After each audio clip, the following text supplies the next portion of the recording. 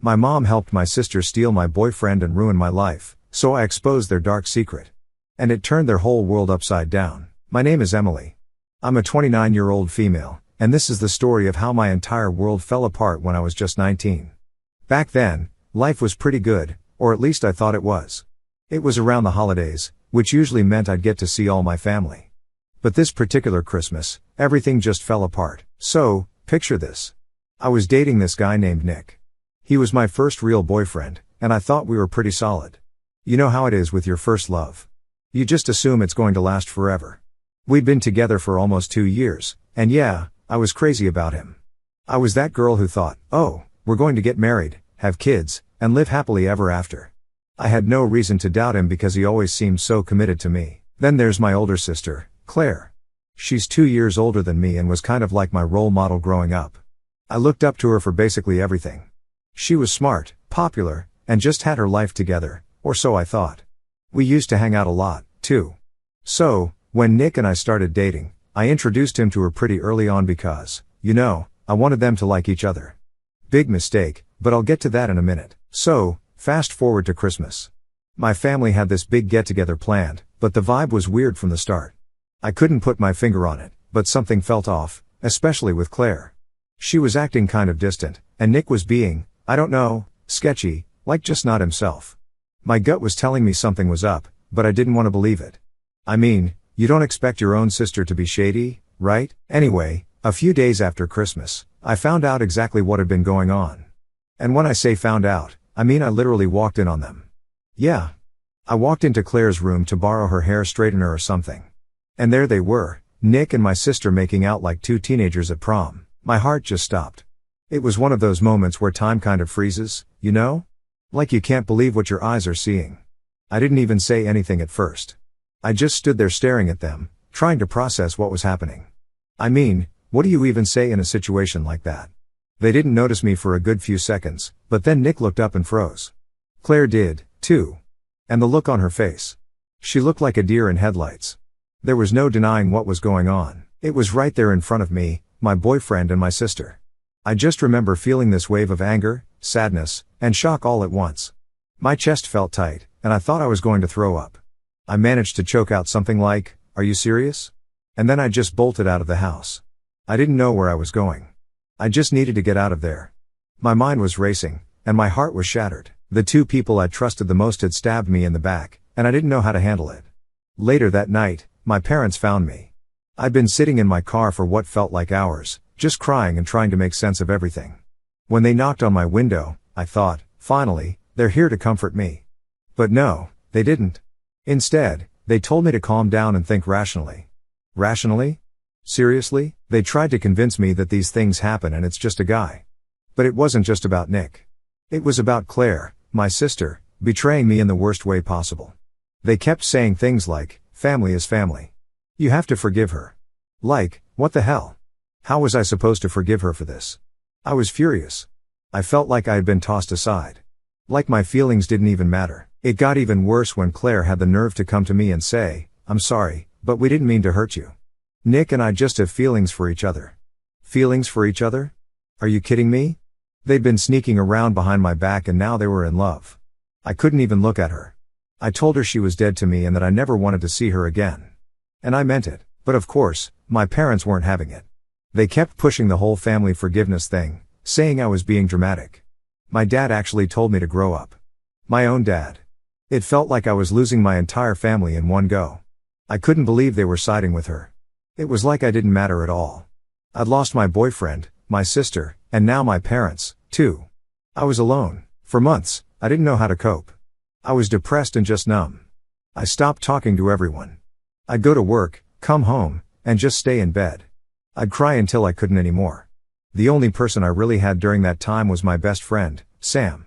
She was the one who made sure I was eating, made sure I was getting out of bed, but it wasn't enough. I couldn't shake the feeling that I was worthless, like maybe they were right, and I was just being dramatic. Eventually, it all got too much for me. One night, I just broke. I didn't see a way out of the pain and I thought the only way to make it stop was to end it. So, I wrote this long letter explaining everything about Claire, about Nick, about how betrayed I felt by everyone. And I scheduled it to post on Tumblr after I was gone. Then, I swallowed a bunch of pills, laid down, and just waited for it all to be over. But Sam, being the amazing person she is, found me. She called 911, and I guess they got to me just in time because I woke up in the hospital the next morning. I was groggy and confused, but I was alive. They put me on suicide watch after that. And honestly, it was the best thing for me at the time. I needed help. I needed to be away from everything and everyone who had hurt me. My grandparents were the only ones who visited me while I was there. Not my parents, not Claire, just my grandparents. They didn't try to force me to forgive anyone. They just sat with me, let me talk, and actually listened. They saved me in more ways than one. They picked me up when I got discharged and took me to live with them. I cut off everyone else. And for the first time in months, I felt like maybe I could start to heal. So after I got out of the hospital, like I said before, my grandparents took me in. I can't even explain how grateful I am for them. They didn't try to force anything. Didn't push me to talk about stuff if I wasn't ready. They were just there for me. I was still struggling a lot mentally, but for the first time, I felt like I had some kind of support system. But even though I was safe and in a better environment, the fallout from everything was just getting started. See, I had completely cut off my parents and Claire. I blocked them on everything. Facebook, Instagram, my phone, all of it. I didn't want to hear a single word from them. I was done. They didn't care about me when I needed them. So, why should I bother? But while I was trying to heal and move on, my best friend Sam was out there pissed off on my behalf. She was fuming about what happened and wasn't going to let them off the hook so easily. I didn't know it at the time, but Sam was planning her own little revenge. One day, out of nowhere, she texted me like, I did something, but I think you'll like it. And I was like, what did you do? She goes, don't be mad, but I shared your note, the one you posted on Tumblr. I made sure everyone saw it. I was kind of shocked at first. Like, I didn't want to wear my dirty laundry to the world, you know? But the more I thought about it, the more I was like, screw it. If they didn't care about how they made me feel, why should I care if people know what they did? And when I say Sam shared it, I mean she tagged my parents, Claire, and Nick in the post and called them out. She went full savage. The post went viral within our little circle. Sam had over 1,000 friends on Facebook and people started sharing it like crazy. I had no idea how many people knew about what happened until I started getting texts from random high school friends, old coworkers, even people I barely knew. Everyone was coming out of the woodwork to tell me how messed up my family was, how much they felt for me, and how they couldn't believe Claire and Nick did what they did. But that wasn't even the craziest part. It wasn't just people I knew who were mad. It was people they knew. My mom had this reputation in her church as being this perfect wholesome lady. And when people in her congregation saw what happened, they were furious. They actually kicked her out of the church.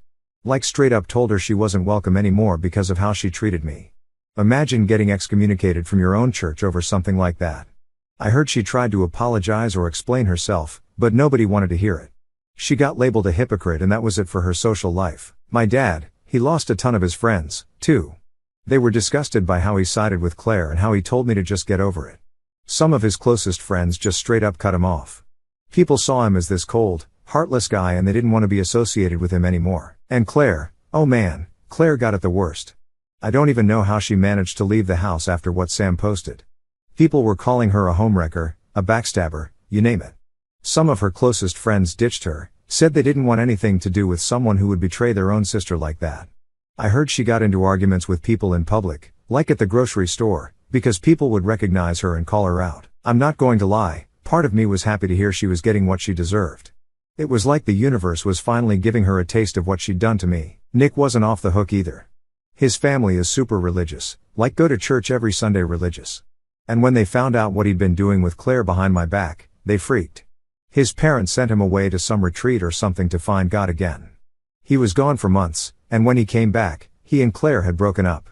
I don't know the details, but I can guess he probably couldn't handle all the backlash, and it drove a wedge between them. Good riddance. During all of this, I was just trying to focus on myself. My grandparents had gotten me into therapy, and I was starting to make some progress. It was slow, but I was getting there. I wasn't interested in what was going on with my family or how miserable they were. At least that's what I told myself. But deep down, hearing about how their lives were falling apart kind of felt like justice, like they finally understood what they put me through. It was messed up.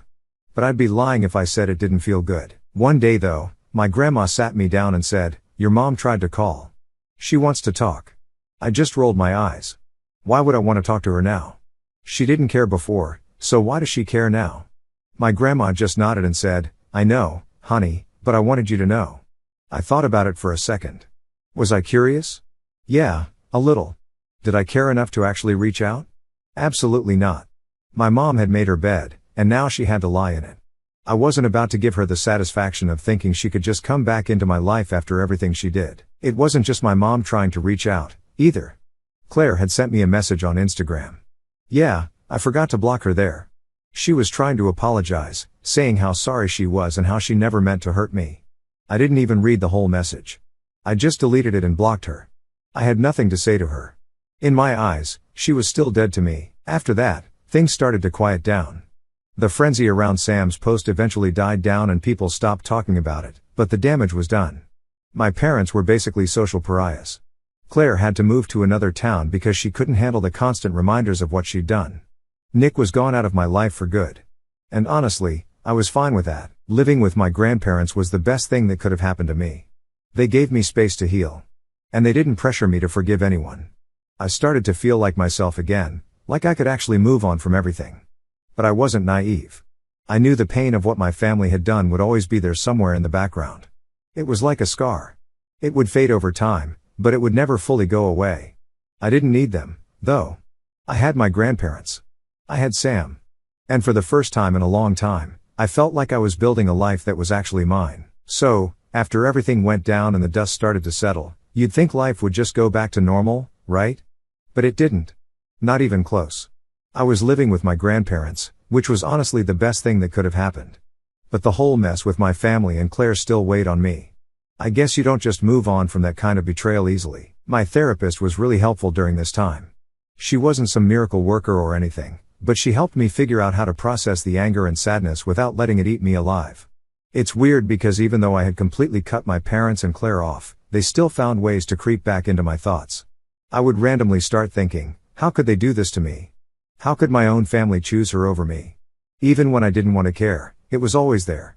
You know, it's hard to explain. I tried to focus on rebuilding my life. I got a new job, met some new friends, and even started going back to school part-time. For a while, I was just doing whatever I could to distract myself. I wasn't trying to deal with any of the feelings I had toward my family. I thought that if I just kept myself busy, maybe I could forget about it all. But yeah, that's not how things work. So, one night, I was scrolling through Instagram just mindlessly like you do, and I stumbled on a post from one of my cousins.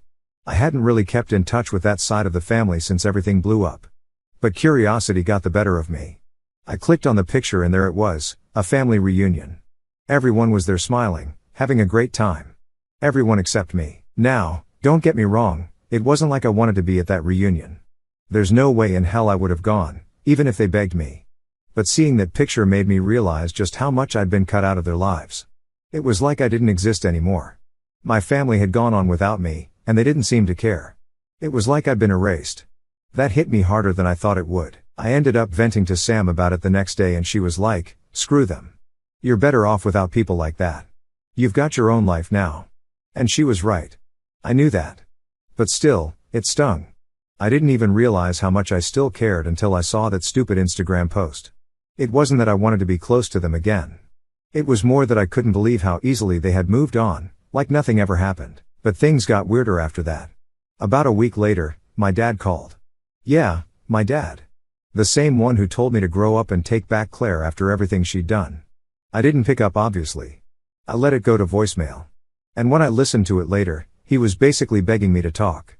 He said stuff like, we've been thinking about you and we miss you and want to make things right. For a second, I thought about calling him back, but then I remembered what happened the last time I tried to talk to them.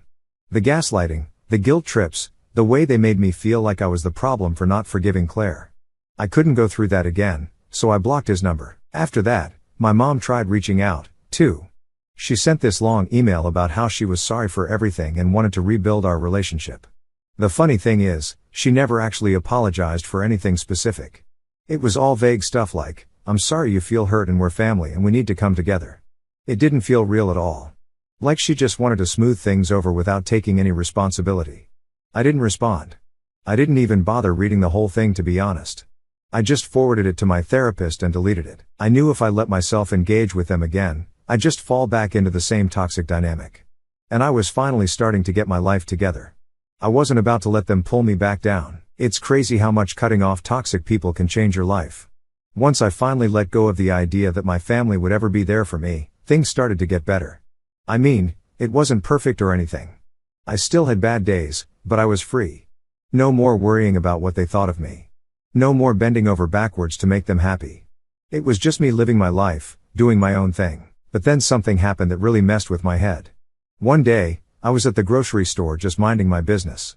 And who do I run into? Claire. Yeah, Claire. I hadn't seen her in over a year, and I didn't plan on it either, but there she was standing in the produce section looking just as shocked as I was. We just kind of stood there staring at each other for a minute. I was about to turn around and walk out, but then she came over to me. She started talking really fast like she was desperate to get everything out before I could leave. She was crying, saying how much she regretted everything, how she missed me, how her life had fallen apart since I cut her off. Honestly, I didn't know what to say. I was angry, but I also felt this weird sense of pity for her. She looked terrible, like life had really knocked her down. She kept saying, "I'm sorry. I'm sorry. I'm sorry." Over and over, but it didn't really matter. It was too late.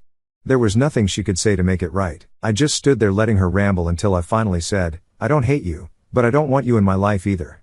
And then I walked away. She didn't try to stop me. She just stood there crying while I left. It was weird because I thought that seeing her would make me angrier, but it didn't. If anything, it made me realize how far I'd come. I wasn't that sad, broken person anymore. Claire and my parents didn't have any power over me now. I was done with them for good this time. After that, I didn't think about Claire or my parents as much. It was like that last encounter gave me the closure I didn't even know I needed. I moved on with my life. And yeah, it's still not perfect, but it's mine now.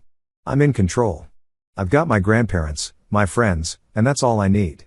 If my family wants to fix things, that's on them.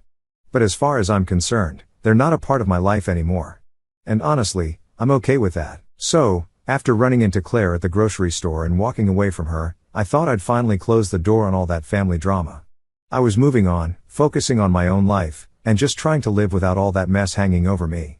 I mean, I wasn't really thinking about them much anymore, which felt like a win in itself. But then something happened that threw everything back into my face.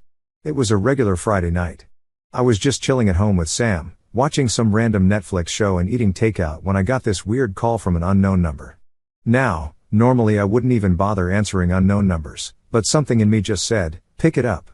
So, I did. On the other end was this guy. He was kind of shaky and didn't introduce himself right away, which immediately made me think it was a scam or some telemarketer. But then he says, "Hey, it's Nick." Nick, as in my ex. I hadn't heard from him in years. Not since his family shipped him off to find Jesus or whatever after the whole thing with Claire. I didn't even know what to say. Part of me wanted to just hang up, but curiosity got the better of me. So, I'm like, "What the hell do you want?"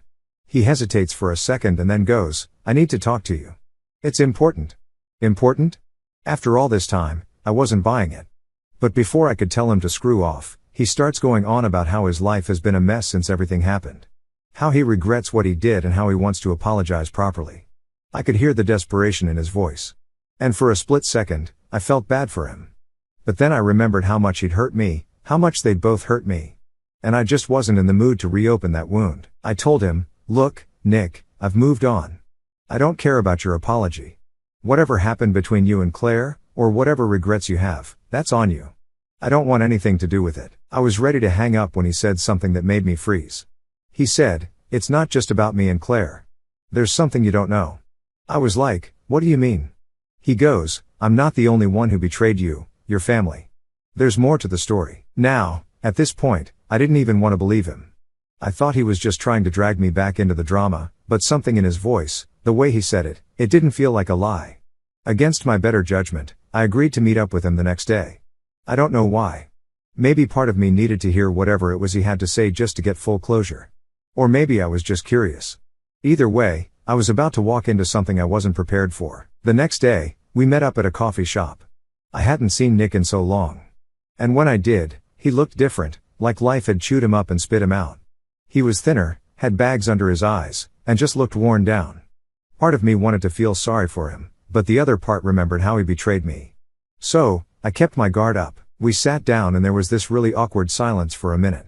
I could tell he didn't know how to start. Finally, I was like, "You said there's something I don't know, so just say it." He took a deep breath and started talking.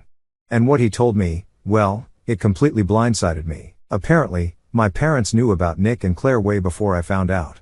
They'd known for months, maybe even longer. And not only did they know, but they actually approved of it. My mom had encouraged Claire to go after Nick because she thought we weren't compatible or whatever. She thought Claire would be a better match for him and that I was being clingy with Nick. My own mother had been playing matchmaker behind my back, trying to set my boyfriend up with my sister. I couldn't believe what I was hearing. I felt like the room was spinning. I interrupted him like, "Wait, are you saying my mom was okay with you cheating on me with my sister?" He nodded, looking down at his hands, and said, "Yeah, I didn't want to go along with it at first, but Claire kept pushing, and your mom kept saying it was for the best. I know that doesn't excuse anything, but I didn't think you'd find out." I just sat there staring at him, my mind racing. All this time, I thought the betrayal was just between Nick and Claire. I had no idea my mom had been orchestrating the whole thing behind the scenes. I felt like such an idiot. How could I have missed that? How could I have thought my parents were just passive in all of this? Nick kept talking, saying how he regretted it and how he wished he'd never gone along with it. But I wasn't listening anymore. I was too busy trying to process what he just told me. My own family, my own mom, had sabotaged my relationship because she thought Claire was better for Nick than I was. Eventually, I cut him off. I didn't need to hear anymore. I thanked him for telling me and walked out of the coffee shop. My mind was spinning and I felt like I was going to explode. I couldn't believe how deep the betrayal went. It wasn't just about Nick and Claire anymore. It was about my whole family being in on it, watching me fall apart and doing nothing to stop it, actually encouraging it. When I got home, I sat in my car for a long time just thinking. I wanted to scream, to punch something, to do anything to let out the anger I was feeling. But instead, I just sat there numb. I didn't know what to do. Part of me wanted to confront my parents to blow up at them and demand answers. But the other part of me knew it wouldn't make a difference. They'd just gaslight me again, tell me I was overreacting like they always did. I didn't know what my next move would be. All I knew was that this betrayal went way deeper than I ever imagined.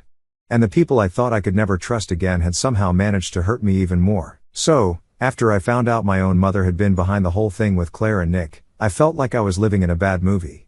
I couldn't sleep that night. I kept replaying everything in my head. The betrayal, the lies, the manipulation. I mean, who does that to their own kid? It wasn't just about a guy anymore. This was about my entire family. My own mother actively trying to screw me over and thinking it was okay. I woke up the next morning feeling like I was going to explode. I didn't care about moving on or staying calm anymore. I was pissed and I needed answers. So, I did what I knew I probably shouldn't. I drove over to my parents' house. I hadn't been there since I'd cut them off, but I couldn't just sit around anymore. I needed to know why. When I got there, I didn't even bother knocking. I had a key, so I just let myself in. My parents were in the kitchen making breakfast like it was any other day, completely unaware of the bomb that was about to drop.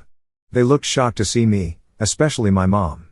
My dad kind of gave me this awkward smile like he wasn't sure if he should be happy I was there or scared. I didn't waste time on small talk. I just blurted it out.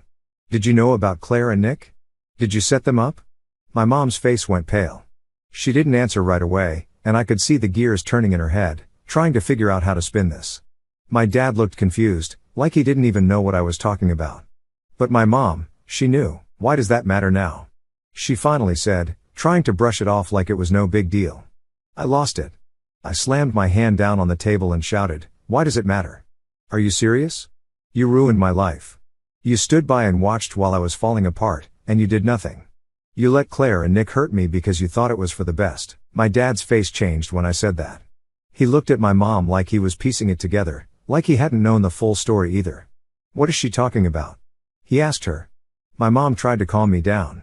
She started talking in that condescending voice she always used when she thought I was being dramatic. She said, "You were too attached to Nick. It wasn't healthy. I thought if Claire was with him, you'd finally see that he wasn't right for you. I didn't mean to hurt you. I was doing what was best for you." That's when it clicked for me. She didn't even think she'd done anything wrong. In her mind, she was helping me by destroying my relationship and pushing Nick toward Claire. She wasn't apologetic. She wasn't sorry. She was justifying it like she was some kind of hero in this twisted story she'd written. I turned to my dad and asked, "Did you know?" He looked at me, then at her, and said, "No, I didn't. I had no idea she was involved." He looked like he was about to be sick. It was like I'd punched him in the gut. At this point, I didn't even care anymore. There was no excuse that could make any of this okay. I was done trying to understand. My mom kept talking, trying to explain how she was just looking out for me and doing what she thought was best, but I wasn't listening. All I could think about was how I'd spent so many months hating Claire and Nick when the real mastermind behind all of it was sitting right in front of me the whole time. "I can't believe you," I said, cutting her off mid-sentence. "You didn't care about what was best for me. You just wanted control. You've always wanted control. And now, because of you, I lost everything." I could see that my dad was starting to get angry, too. He stood up and said, "Why didn't you tell me any of this? Why would you go behind my back like that?" But my mom was still stuck in her own little world defending herself. "I didn't think it mattered," she said. "Claire was better for Nick, and I was trying to protect our family. I couldn't take it anymore." I told her straight up, "You didn't protect anything. You destroyed it. I will never, never forgive you for this ever." And with that, I walked out of the house. I could hear my dad yelling at her as I left, but I didn't stick around to hear the rest. I was done. Done with all of it. On the drive back, I felt weirdly calm. I think I'd expected to feel more, I don't know, relieved, like confronting her would give me some kind of closure, but it didn't. If anything, it just solidified what I'd already known. I couldn't trust my family. Not my mom, not even my dad at this point. They weren't the people I thought they were, and they never would be. When I got back to my grandparents' place, I told them everything. They were shocked, but not surprised, if that makes sense. They'd always had their suspicions about my mom, but they hadn't wanted to interfere. They were supportive, though. My grandpa gave me a hug and said, "You did the right thing by confronting her, but you don't owe them anything. You've got your own life to live now." And he was right, I did have my own life to live. I'd spent so long being angry and hurt, but at the end of the day, the only thing I could do was move forward. I couldn't change what my family did, but I could change how much space I let them take up in my head. I haven't talked to my parents since that day. My dad sent me a couple of texts trying to apologize, but I never replied. As for Claire, I haven't seen or heard from her since that day in the grocery store. And Nick, he's just a ghost from my past now. Someone I don't think about anymore. What I've realized through all of this is that sometimes the people who are supposed to love you the most can hurt you in ways you never expected. But that doesn't mean you have to let them keep hurting you. I've built my own life now, surrounded by people who actually care about me. My grandparents, my friends, Sam, they're my real family. They're the ones who stuck by me when everything fell apart. And now I'm finally at peace. It took a long time and it wasn't easy, but I'm okay with where I am. My family might still be out there living their lives, but I'm living mine, too.